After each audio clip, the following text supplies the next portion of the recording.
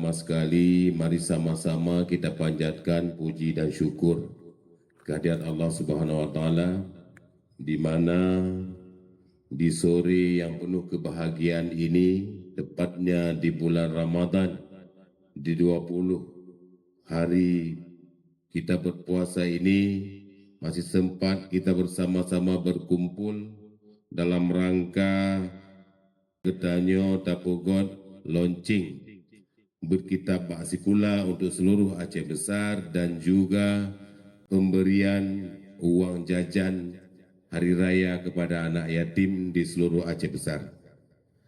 Alhamdulillah, hari ini kita sama-sama melaksanakan launching. Ini merupakan hari bersejarah cid bagi Gedanyo Aceh Besar karena sebelumnya belum ada. Awai-awai hana buat kitab Ba'asikula. Menyebarakan dakalan ada sekolah masuk ke pesantren.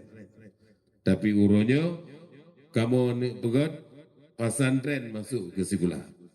Kita sudah melaksanakan mulai dari percontohan dari 46 sekolah SD dan SMP di Aceh Besar, dan hari ini kita melaksanakan seluruhnya di Aceh Besar dengan jumlah murid 29.280 orang murid dengan membutuhkan 457 guru pengajar. Kita berharap program yang kita laksanakan hari ini bisa terus berjalan sampai 5 tahun ke depan dan juga bersambung.